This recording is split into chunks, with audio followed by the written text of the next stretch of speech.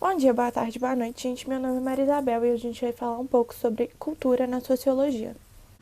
Quando a gente fala de cultura, a gente aborda o termo de formas muito diferentes. A gente pode estar falando de plantação, no sentido de uma cultura de café, uma cultura de arroz. A gente pode estar falando de artes, então literatura, música, pintura, escultura.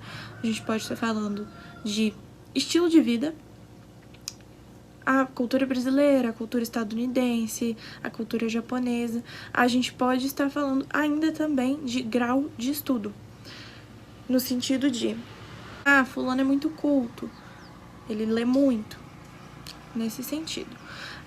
O que tudo isso, por que a gente pode abordar a cultura de formas tão diferentes? Bom, cultura vem do latim colere, que significa tomar conta. E esse tomar conta ele está diretamente relacionado à transformação da natureza. Qual natureza é essa? Ela pode ser desde uma natureza física, ou seja, modificação do seu ambiente, produção arquitetônica, a própria agricultura, e ela pode ser também a natureza humana. Então, a produção de arte, a produção de tecnologia, a adaptabilidade do ser humano dentro do meio dele, e ela pode tratar também de uma natureza metafísica, ou seja, a religião, as filosofias em geral. Então, nesse sentido, a cultura ela tem a ver com o cultivo da nossa razão e da nossa racionalidade. Existe um texto, o texto chama A Evolução Cultural do Homem. Nesse texto, ele discorre sobre como o homem é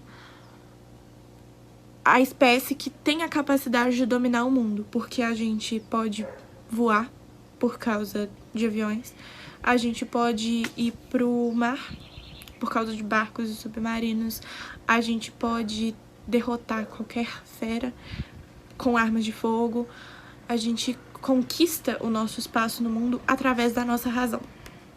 Então, a cultura, ela é diretamente relacionada com a evolução humana.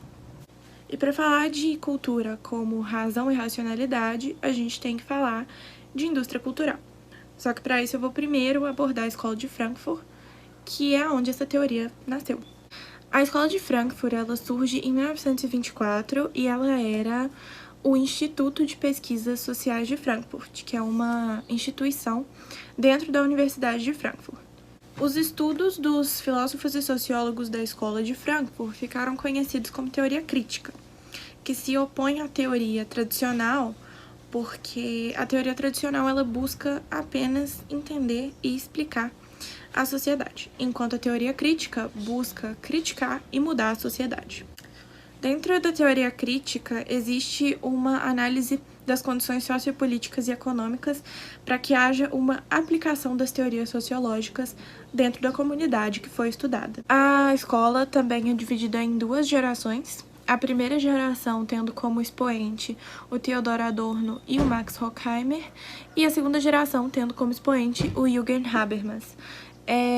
Na primeira geração, o instituto era majoritariamente composto por judeus e marxistas. Então, quando começa a Segunda Guerra Mundial, como Frankfurt fica na Alemanha, Theodor Adorno e o Max Horkheimer, eles fogem para os Estados Unidos e eles estabelecem a Escola de Frankfurt lá.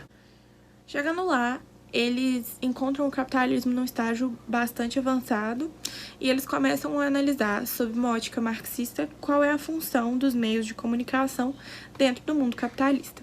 Eles percebem que o conteúdo que está sendo produzido e divulgado por quem detém os meios de comunicação, ele foge da ideia de produzir arte como racionalidade, como razão, e ele tem como objetivo a propagação da ideologia dominante, que era o capitalismo. Isso dentro da música, dentro dos filmes e também dentro do American Way of Life. Eles entendem, então, que a produção de arte neste período, inclusive até hoje, ela visa o lucro e não o estímulo ao pensamento. O que isso significa? Ela é feita para atender e entreter uma grande parte da população.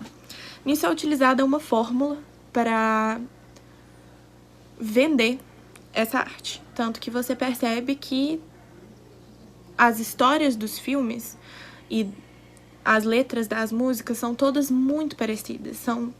É difícil achar uma música que fuja dos temas romance e coração partido. É difícil achar um filme que fuja do estereótipo do mocinho que quer ficar com a mocinha e para isso ele enfrenta o vilão.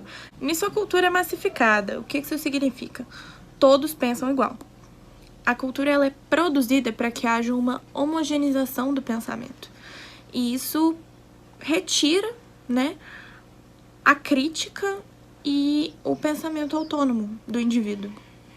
Numa cultura massificada, as pessoas recebem informações programadas que visam difundir uma ideologia vigente.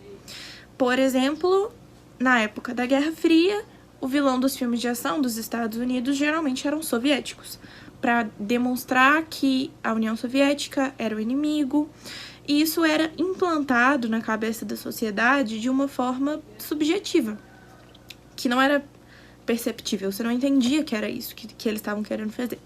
Então, a teoria da indústria cultural, ela nasce expondo esses fatos. Ainda é importante entender que essa cultura, ela tá visando a perpetuação da situação capitalista. Por quê? O trabalhador, até no seu momento de lazer, ele tá sendo alienado. Então, ele está sujeito a uma situação de alienação durante o seu momento de trabalho e durante o seu momento de lazer. Então, se a gente tivesse que resumir essa teoria da indústria cultural, a gente falaria que ela nasce em 1947, no período do início da Guerra Fria, e ela visa demonstrar como os bens culturais atualmente são vistos como mercadoria. Ela expõe que os meios de comunicação estão na mão de poucas pessoas e que essas poucas pessoas visam lucrar em cima da massificação da cultura e da homogeneização do pensamento. O lazer é visto como uma ferramenta de trabalho para alienação do trabalhador e a transformação dos conteúdos culturais em conteúdos massificados faz com que o trabalhador se prenda cada vez mais na sua alienação. Como eu já comentei, o principal expoente da segunda geração da Escola de Frankfurt foi o Jürgen Habermas, e o mais importante que você tem que saber sobre ele é a teoria da ação comunicativa. Ele foi inspirado pelo iluminismo e ele discorre sobre a ação social, que inclusive é uma coisa que a gente utiliza muito na redação.